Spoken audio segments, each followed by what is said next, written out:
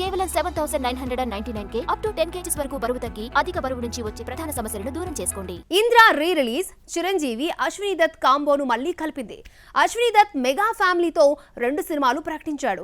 ఒకటి చిరంజీవితో కాగా మరొకటి ఎవరితో? వైజంతి మూవీస్ బ్యానర్లో చిరుతతో హీరోగా పరిచయమైన రామ్ చరణ్ మరొకసారి ఇదే సంస్థలో నటించనున్నాడా? ఇంద్ర వచ్చిన 22 ఏళ్లకు రీ రిలీజ్ చేస్తే మంచి వసూళ్లను రాబట్టింది. ఈ సందర్భంగా చిరంజీవి చిత్ర యూనిట్ ను సన్మానించారు. కథ ఇచ్చిన చిన్ని కృష్ణ, రైటర్స్ పరుచూరి బ్రదర్స్, దర్శకుడు బి గోపాల్, నిర్మాత అశ్విని దత్ ను సన్మానించగా సినిమా విశేషాలు పంచుకున్న వీడియోను రిలీజ్ చేశారు. చిరంజీవి కాళ్లకు అశ్విని దత్ నమస్కరించబోగా వారించి హత్తుకున్నాడు మెగాస్టార్. ఈ సందర్భంగా 2 సినిమాలను ప్రకటించారు నిర్మాత. ఇంద్ర 2 చెయ్యాలన్న కోరికను మణిశర్మ వ్యక్తం చేయగా చేద్దామన్నారు నిర్మాత.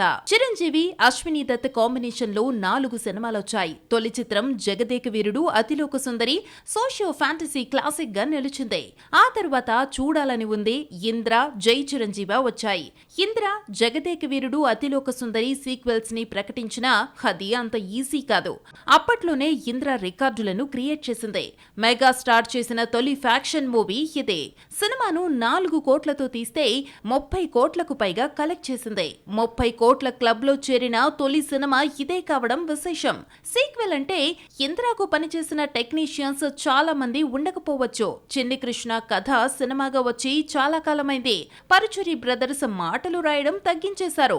మణిశర్మ ఒకటే రిపీట్ అయ్యే ఛాన్స్ ఉంది.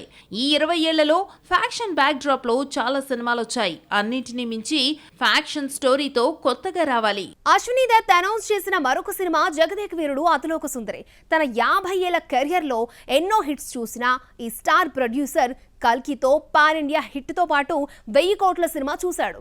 అయితే ఆయన మనసులో జగదేక వీరుడు అతిలోక సుందరి సీక్వెల్ డ్రీమ్ మాత్రం మిగిలిపోయింది.